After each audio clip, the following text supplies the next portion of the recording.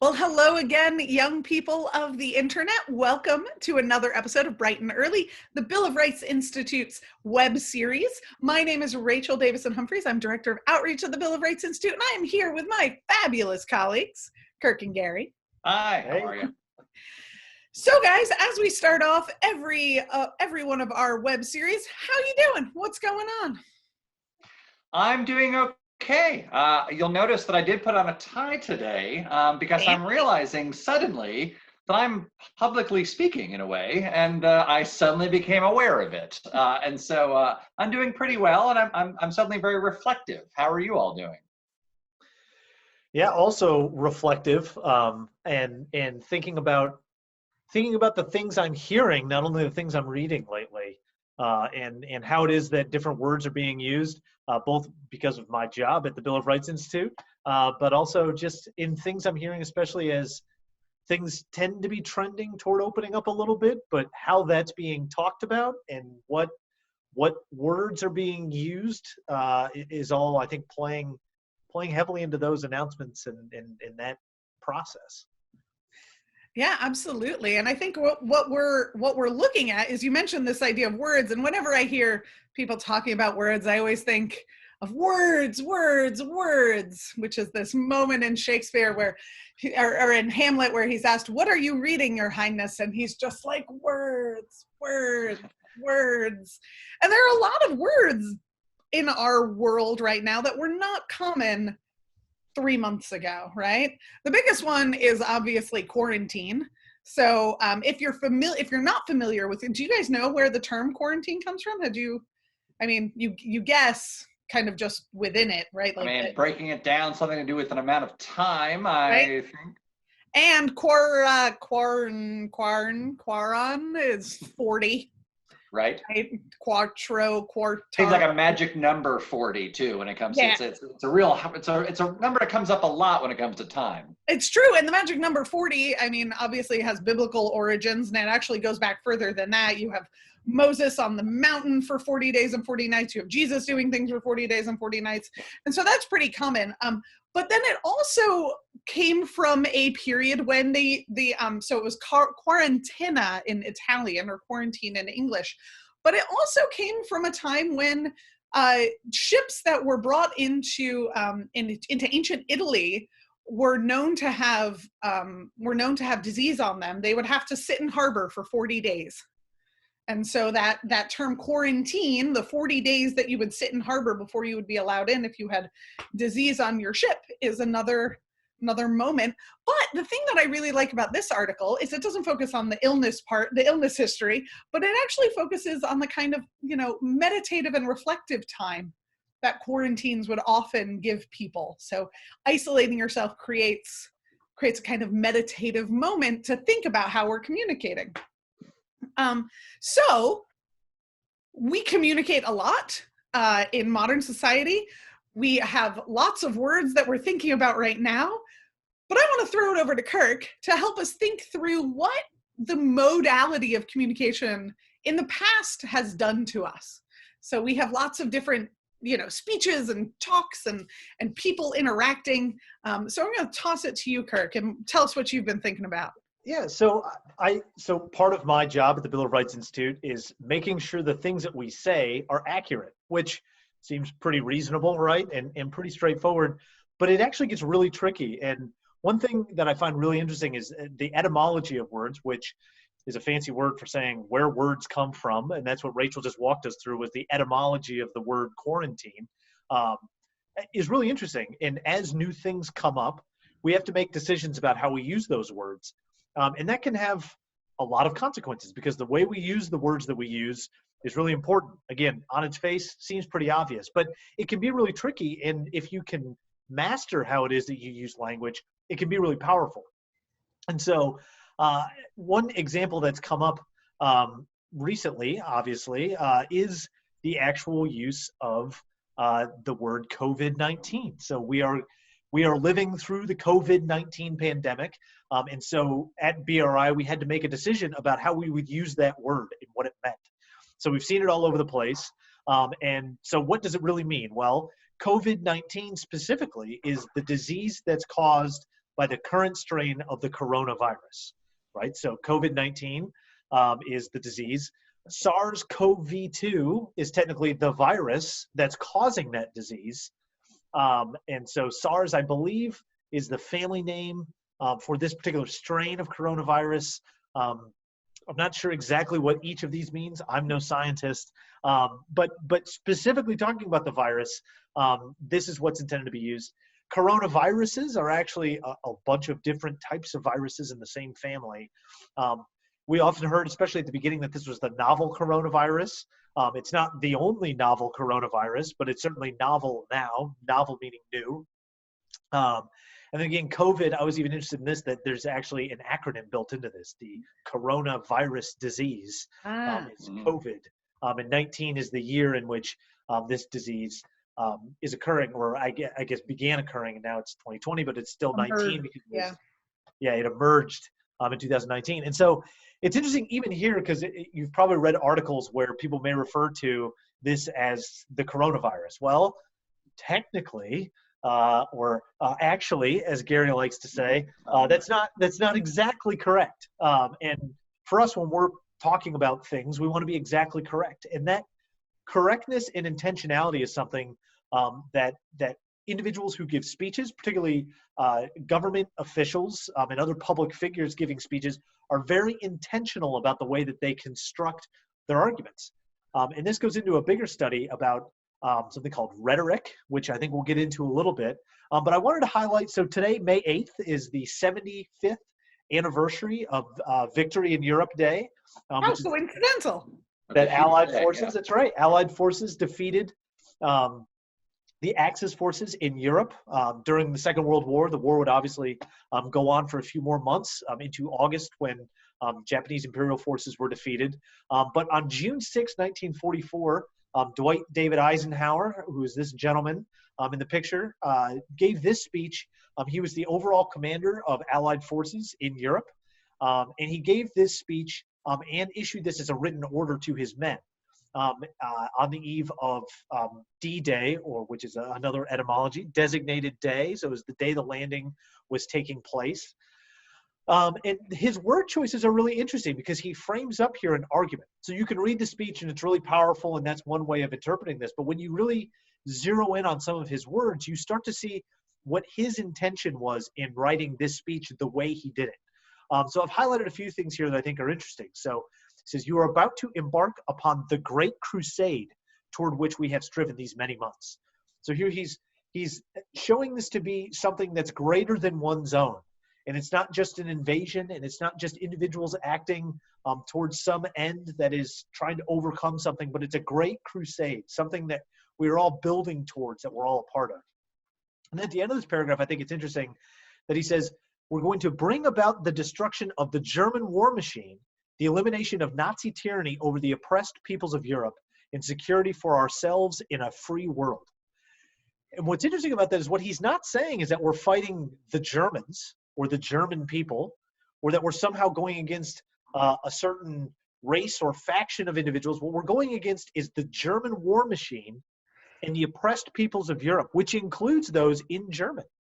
And so he's setting this up as an argument that this liberating force is coming in and freeing people who have been suffering under this horrific tyranny. And in doing that, he is adding sort of a rhetorical emphasis and saying that we are doing this not to conquer, but to liberate.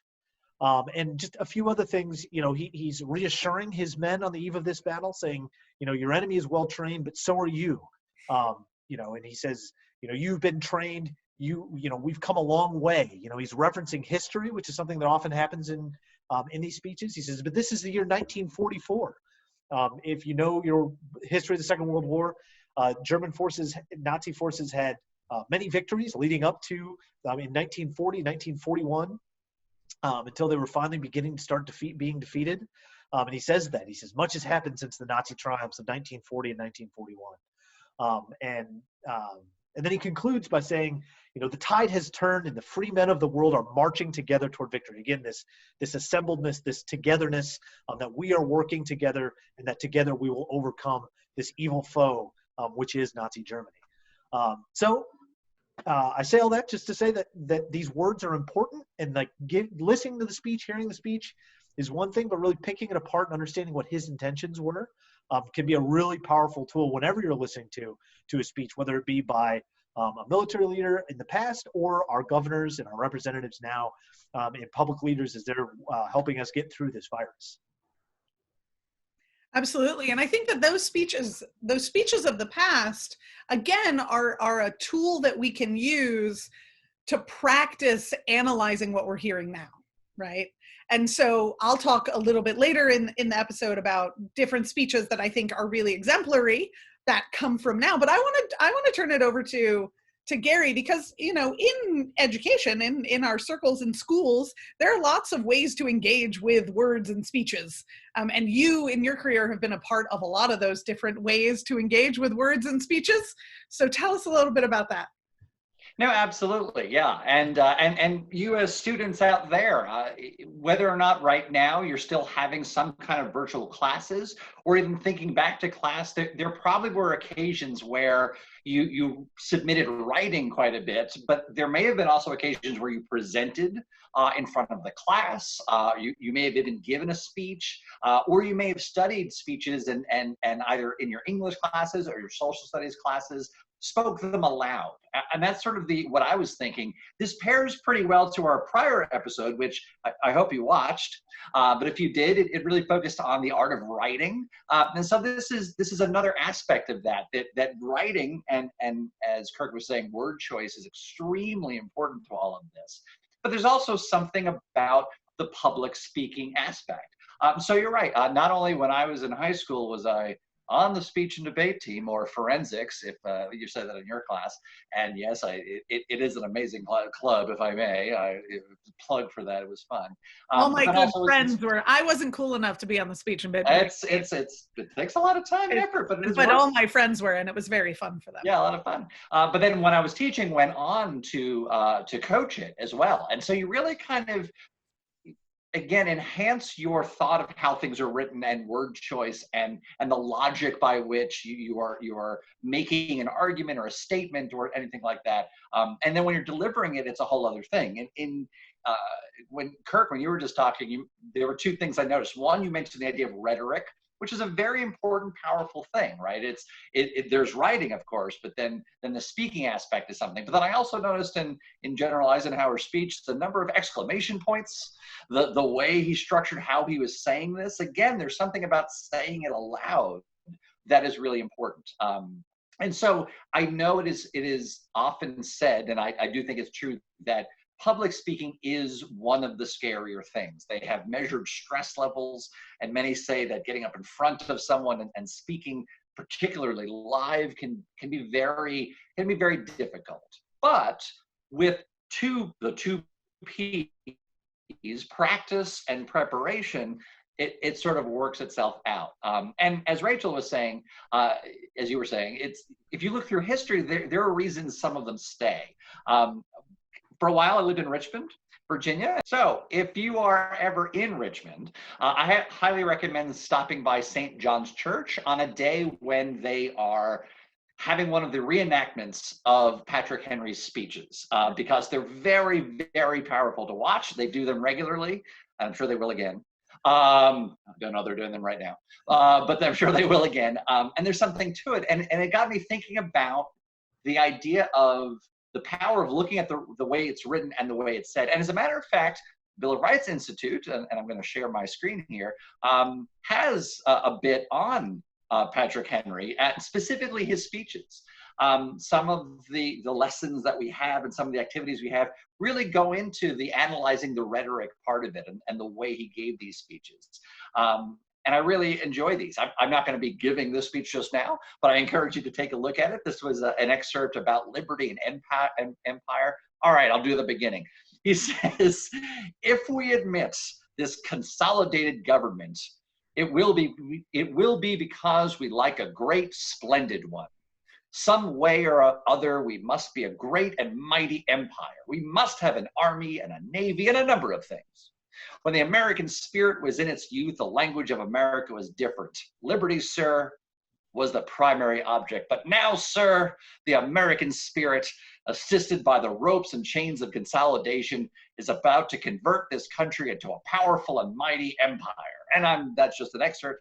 But again, there's a couple things that go into there. One, word choice, very important. And in this section that we have, we get into the word choice, the vocabulary there. You see below, the exact word you choose, but sometimes even the variation of the words. But then there's the delivery of it. And what may look good on page may change when you're delivering it. And so if you are practicing this yourself and preparing for this yourself, think about that.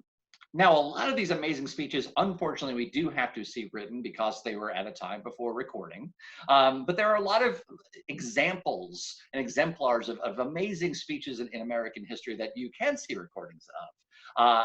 And we're very fortunate to have them. So sometimes just speeches you've heard of, it's good to actually hear.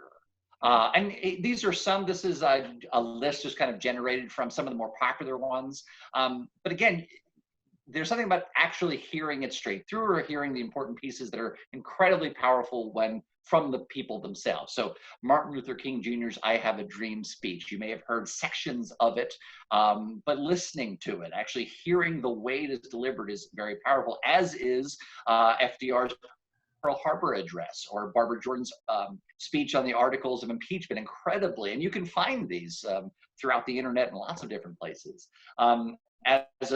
As a Gen Xer myself, when President Reagan spoke of the Challenger address, the timing of that was so important because we were looking for something and he had just the right thing at just the right time to say that not only informed, but also really comforted and helped. Fannie Lou Hamer's Freedom Summer is 3.5 minutes long and one of the most powerful public speeches. General MacArthur's farewell address, a lot of important things that again, are the way they're delivered and what is said is really important. So for this particular episode's observe and instead of journal, maybe speak aloud. Think about these things. What are some speeches that you've made the time to listen to lately? Has there been a time where you say, no, I'm going to catch this person say this through a live stream or on the internet or something like that, or even on the news?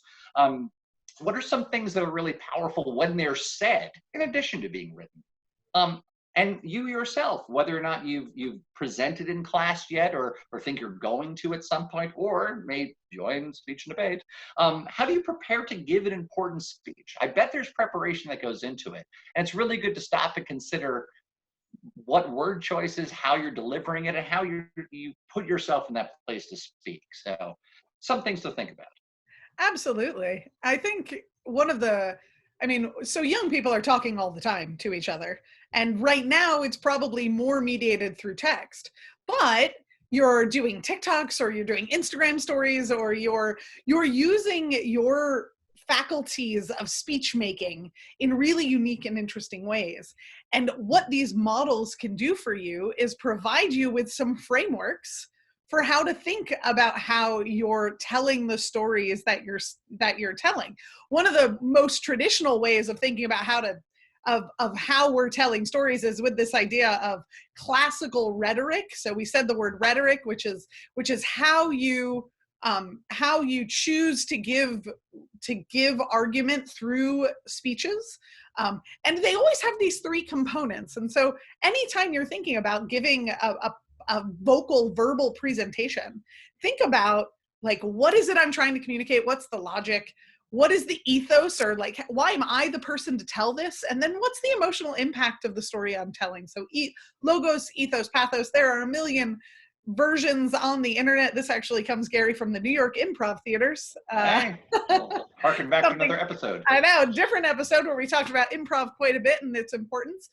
But the other thing to do is to recognize that there are so many right now amazing models of speech making, and your ability to be critical about those speeches that are being given, and what is the logos, ethos, and pathos? What are the rhetorical tools being used? How are these leaders asking us to do what they're asking us to do? And what effect is that having on us? Is it an emotional appeal? Is it a logical appeal? So Governor Cuomo in New York City has been making a lot of waves because he has been giving lots of speeches as New York has weathered the crisis. One of the speeches that got a lot of traction was the State of the State speech in Minnesota that Governor Tim Walz gave. It was this really engaging speech to invite the community to come together. And then most recently, I think this was just last week, President George W. Bush gave a speech online. So he published a speech calling for care and compassion during the pandemic. But it very much is a speech in the same way that speeches have been given throughout history. It's an exhortation to come together for a purpose with some really interesting ethos, pathos, and logos. So as you're listening to all of these things, as you're exploring all of these ideas, analyzing them critically, from no matter who they're coming from, is part of what allows us to not only become better speech makers ourselves, but better citizens. So one of my favorite quotes about rhetoric is the idea that rhetoric is lawful magic. How we choose to interact with each other creates a experience in the person who listens and receives what we say. So we can make them feel things, and we can make them experience things with our words. And that's a kind of magic, and it's a very powerful magic. And I'm gonna tweak something and say, with great magic comes great responsibility. Good. I'll take that from Spider-Man. Sure. Yeah, that's right. It's becoming very Doctor Strange. Yeah. It is. It's a lot of that Marvel universe is very diffuse now.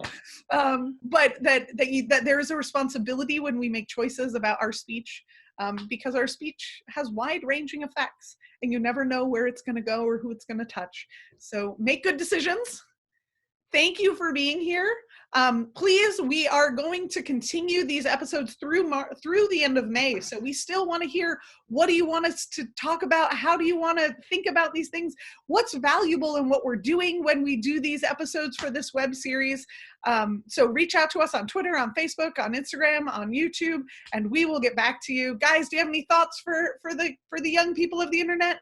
No, I think that was the perfect sort of approach to say we love to hear from you. If you've taken a few moments to listen to us speak, then we would love to hear from you as well. So this exchange, there's a value that we are giving to this kind of connection. So I think, yeah, we'd love to hear from you. Yeah, and I was just going to say, when we mean critical, we just mean in the sense of a critic. So speaking of etymology, but in the sense of carefully analyzing to understand better. So critical doesn't mean criticism, which it could, right, but that's another word. But critical just means being attentive to the information that we're hearing and receiving and responding. And so we will critically evaluate the feedback that you send us in order to criticize ourselves. I'm probably make all of this, but you're fine. You're fine. To make all of this better. Well, that's right. In the spirit of words, make good choices, enjoy yourselves, love those around you, and thank you for tuning in. We'll see you next time. Bye. Thanks. Thanks.